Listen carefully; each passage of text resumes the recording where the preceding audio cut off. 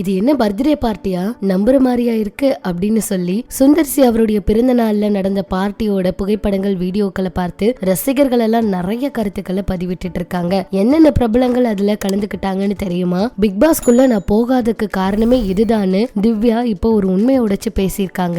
வாங்க என்ன ஆச்சுங்கிறத இந்த வீடியோல பார்க்கலாம். இயக்குனர் சுந்தர்சி அவரை நம்ம எல்லாருக்குமே ரொம்ப நல்லா தெரியும். 2012 இவர் எடுக்கப்பட்ட மதகஜ ராஜா படம் 12 வருஷத்துக்கு அப்புறமா பொங்கலுக்கு ரிலீஸ் ஆச்சு. நல்ல வரவேற்பு இருந்துச்சு. 15 கோடியில எடுத்திருந்தாங்க. ஆனா இப்ப 44 கோடி வரைக்குமே வசூல் சாதனை பண்ணிருக்குன்னு சொல்லலாம். சோ மிகுந்த எதிர்பார்ப்போடு இருந்த இந்த படம் ரொம்ப நாளுக்கு அப்புறம் ரிலீஸ் ஆனதுனால ரசிகர்களும் விரும்பி பார்த்தாங்க. அந்த வகையில சுந்தர்சி அவருக்கு பிறந்த நாள் இருந்துச்சு. அதனால இந்த வெற்றியும் பிறந்த நாளையும் சேர்ந்து கொண்டாடுற மாதிரி ஒரு பார்ட்டியை வச்சிருந்தாங்க. இந்த பார்ட்டியில நிறைய பிரபலங்கள் குடும்பத்தோடு கலந்துக்கிட்டாங்க. விஷால் அவர்கள், மீனா அவங்க, யோகி பாபு அவர்கள், KS ரவிக்குமார் அவரு, டிடி, ஐஸ்வர்யா ராஜேஷ் அவங்க, டான்ஸ் மாஸ்டர் பிருந்தா அவங்க, அடுத்து சங்கீதா அவங்கன்னு எல்லாருமே கலந்துக்கிட்டாங்க. நிறைய புகைப்படங்கள் எல்லாம் வெளியாயிருந்துச்சு. சமூக வலைதளங்கள்ல இது பயங்கரமா வைரல் ஆயிட்டு இருக்கு. அந்த வகையில இந்த பர்த்டே பார்ட்டியில பாத்தீங்கன்னா நிறைய மது பாட்டில்கள் எல்லாம் ஒரு புகைப்படத்துல பின்னாடி இருக்க மாதிரி இருந்துச்சு. டேபிள்லயும் அதெல்லாம் இருந்துச்சு. இத பார்த்து நிறைய பேர் அப்ப இது பர்த்டே பார்ட்டி இல்ல,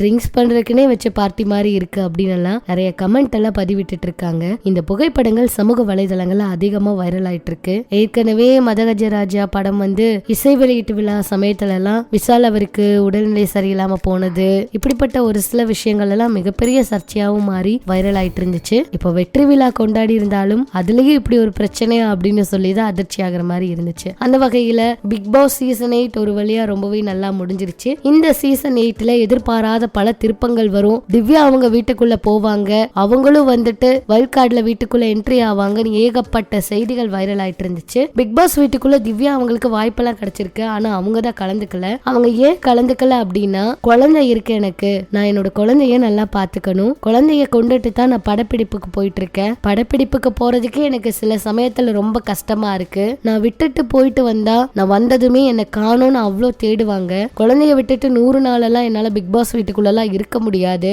அதே போல நான் செவந்தி சீரியல்ல நடிச்சுக்கிட்டு இருக்கேன், பாதியில டிஸ்கண்டினியூ பண்ணிட்டெல்லாம் போக முடியாது, இதனாலதான் நான் பிக் பாஸ்குள்ள கலந்துக்கவே இல்லை அப்படின்னு ஒரு விளக்கத்தை கொடுத்திருந்தாங்க. அந்த விஷயமும் இப்ப சமூக வலைதளத்துல வைரல் ஆயிட்டு இருக்கு. நிறைய ரசிகர்கள் இப்ப திவ்யா அவங்க கிட்ட நீங்க கலந்துக்காததே ரொம்ப நல்லது அப்படிங்கிற மாதிரி எல்லாம் கூட சொல்லிட்டு இருக்காங்க. அதே போல செவந்தி சீரியல்ல திவ்யா அவங்களுக்கு நல்ல வரவேற்பு கிடைச்சிட்டு இருக்கு. ஒரு சிலர் அந்த சீரியல்ல இருந்து திவ்யா அவங்க விலகிட்டாங்க, விலக போறாங்க அப்படின்னு ஏகப்பட்ட வதந்திகளை கிளப்பி விட்டுட்டு இருந்தாங்க. அதெல்லாம் எதுவுமே கிடையாது. கடைசி வரைக்கும் இந்த சீரியல்ல அவங்க நடிப்பாங்க அப்படின்னு சொல்லிட்டு அவங்களே ஒரு முடிவு எடுத்திருக்காங்க. அதனாலதான் செவந்தி சீரியலை விட்டுட்டெல்லாம் பிக் பாஸ்ல கலந்துக்கிற மாதிரி நான் இல்ல அப்படிங்கறத அவங்க சொல்லியிருந்தாங்க. ரசிகர்களும் பிக் பாஸ் போகாததே நல்லதுதான் அப்படிங்கிற மாதிரி கருத்துக்களை பதிவிச்சிருக்காங்க. இதெல்லாம் பற்றி உங்களோட கருத்துக்களை சொல்லுங்க.